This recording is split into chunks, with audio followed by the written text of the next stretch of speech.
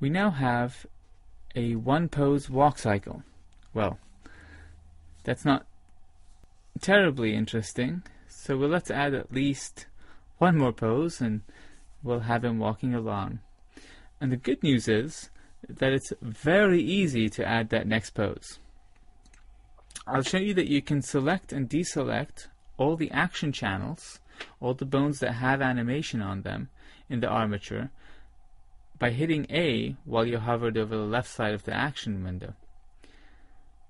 Now the exact timing for this walk cycle isn't terribly important because in the end you can use the NLA to speed it up and slow it down depending on your scene.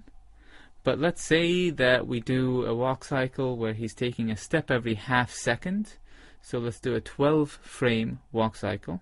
So up arrow once, 10 frames, and then and that's the up arrow, and then right arrow twice, and that's 2 extra frames. So the up and down arrows are 10 frames back and forward, the left and right are 1.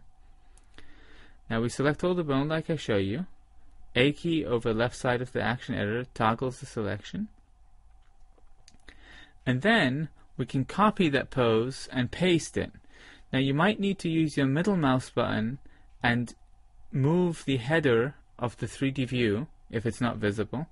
If you middle drag on it, you can drag it left and right to see the hidden buttons. And these little arrow buttons here are your copy and paste buttons. So if you hit the first one, that's doing copy. So you're copying the pose to the buffer.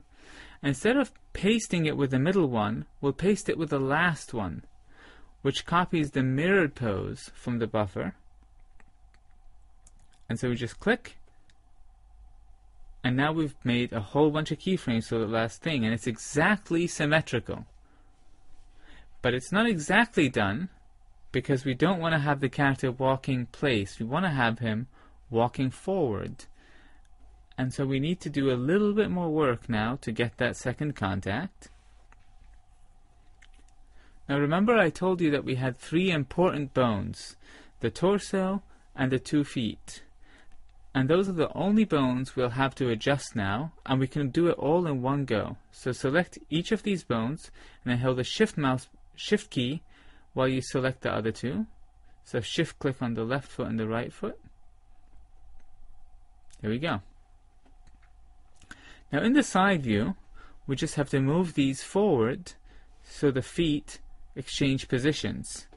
Now we can put a cursor right under the heel here, so we have a visual indication of where we need to go. And then we hit the G key, and then while we're grabbing, we're going to hold the control key down, which will force things to move on a grid. And we'll move them forward only, like so. Middle mouse button helps with that. And once that is over the cursor, keep the control key hit, and you'll notice the offset is 2 in this case for our walk. And you'll see how that foot stays in place and it doesn't slide at all during the walk. And so now we really have a 2 keyframe walk cycle. And it looks more like a slidey cycle, maybe, because the back foot isn't really coming up off the ground at all, it's just skating forward between the 2 poses. So now that we've done, let's save our work. And that's a little insurance against strange accidents that might happen. Whenever you're happy with something, it's always good to save it. And protect yourself that way against the unknown.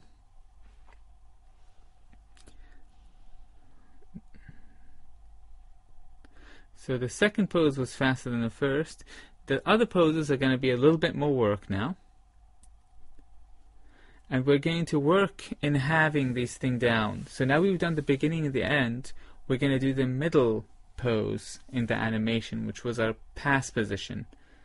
So we go into the middle of our animation, 6 frames into the middle, and we can hit the home key, and then we see all the range of action here in the action editor. So that's our passing position, and our back foot that's coming forward needs to be up off the ground in that position rather than skating forward the way it is right now. So we're going to go to that middle pose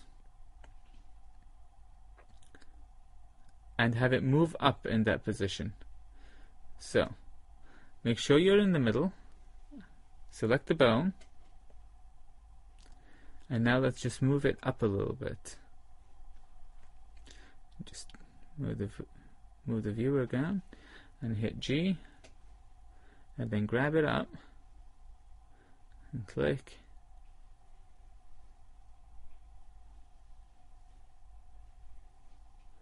And keep it close enough to the ground because, well, I mean, you can do anything you want, but if you keep it close to the ground, you have a more conservative walk. If you think about it, when a real person is walking, they don't really lift their foot up off the ground that much. For a cartoony character, there are no rules. It's basically just how you want the walk to be. In our case, we're going to keep it pretty close to the ground, and we're going to rotate it a little bit so it's closer to the ground. And now you can see that Blender made the keyframe there because of the auto keying feature. Now the other foot should be flat on the ground and not angled like that, like it is at the end. So it should already be in that pose here. Instead of keying, we're just going to copy that keyframe.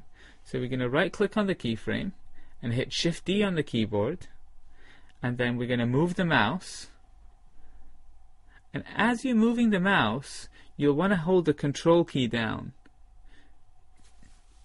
Just like we used that to snap things to even increments in the 3D view, hitting control in the action editor keeps things snapped to even frames. And that's really important when you're animating, that all your keys are on even frames. And the reason for that is multiple reasons actually. One of them is if you go to a frame and rekey something, it'll actually change the original keyframe you made, rather than putting a keyframe that's so close to it that it makes an ugly pop. So that's one reason you want to have your keyframes always on even frames. The other one is that your viewers are only going to see what Blender renders, and Blender is going to render the even keyframes. It's not going to render the things in between. And so if you want something going between two extremes and you want those extremes to be on the screen, they better be on integer keyframes. So just left click when you're happy and everything is even. And now you can see that the foot is flat down on the ground in the passing position. Let's zoom out and tweak a little bit our pose. It looks like a torso might be too low down for a passing position. So we can grab it and move it up a little bit. And we really don't need to hit control for moving the torso and feet around when we're not in the two contact positions at the edges of the action. We only need to be really accurate in those two poses, those two contacts, but for the rest of it we can play around quite a bit more. So now we have our step. Now it's still somewhat unrefined and floaty, but it already looks like a step in a walk and not a skate, just by adding those few keyframes in the middle for the pass position. And we can tweak it a little bit more and make the pose a little bit more readable. So for instance, we know that the weight is definitely on the foot that's on the ground, so you can really shift that hip to weight the leg on that foot and sort of pull that leg a little straighter, so that back leg is kind of in a straight line and the weight of the character is on top of it. And we can oppose once again the motion of the hips with the motion of the back and shoulders, so the character is on a nice curve.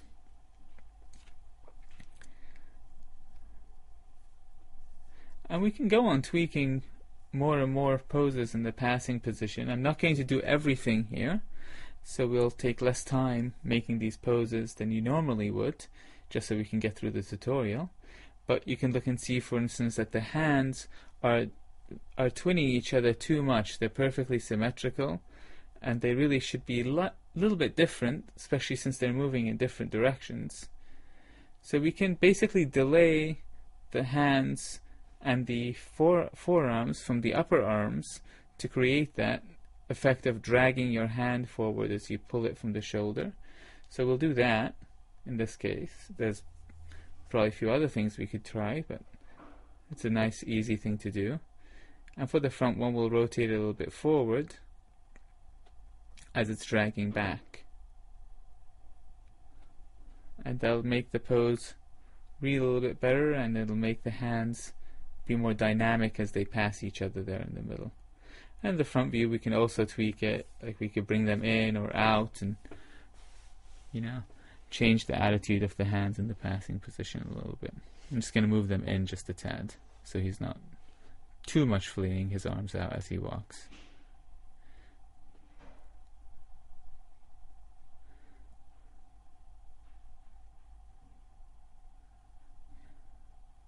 You can also do things shifting the torso attitude, so you can look at the curve of the spine in the side view as well and tweak that.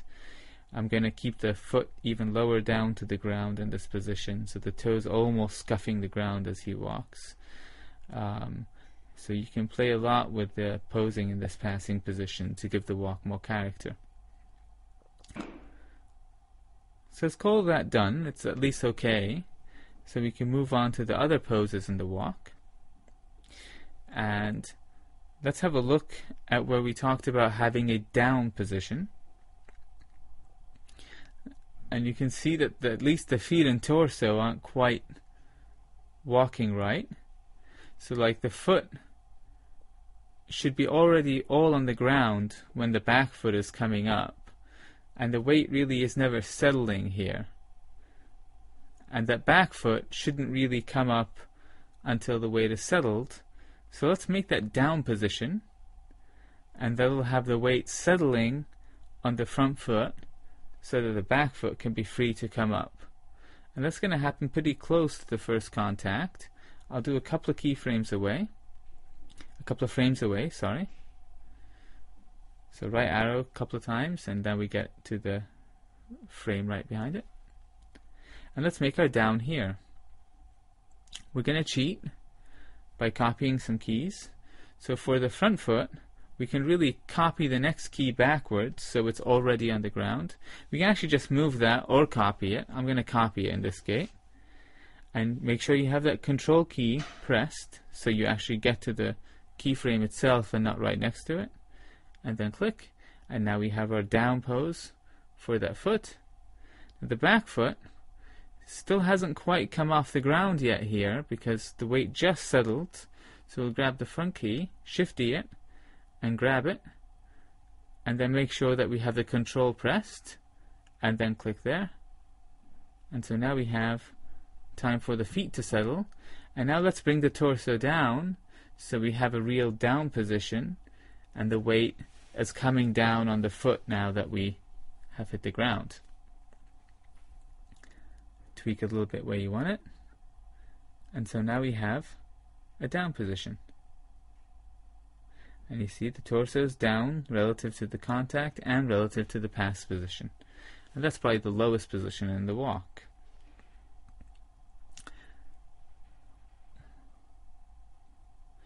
Well, now that we have a down position, the next logical step is to make the up position. And that's going to happen pretty close after the pass position as well. So we can go 2 frames behind the pass position. And we'll make our life simpler by doing the foot and the torso at the same time. So we'll shift select them and then grab them and move them a little bit up.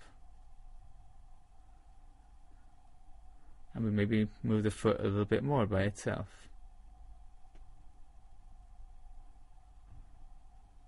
And we can just tweak it and play around with it really. And the hip is not going to be so extreme in this position. Spinning it a little bit that way. And that's Now I'll show you just some things we can tweak. If we look back at the arms, they're going to swing out at the extreme of their angle arc, really at the down position. So we can do that just by grabbing the hands and then pushing them out a little bit more extreme in that position, and maybe pulling the back arm straight and backwards in that position. And so now we have an extreme swing in the down position. So if you play it back, we'll have a one-step walk, and escape stops the playback forward, so I can hit Alt-A escape a few times, or scrub it, or I can change the end frame of the animation by hitting E in the timeline editor, and that will make the end frame be where the timeline currently is. And so now Alt-A will play back between those two positions, and it looks a bit strange because right now he's just popping back and forward between them. So let's save our work.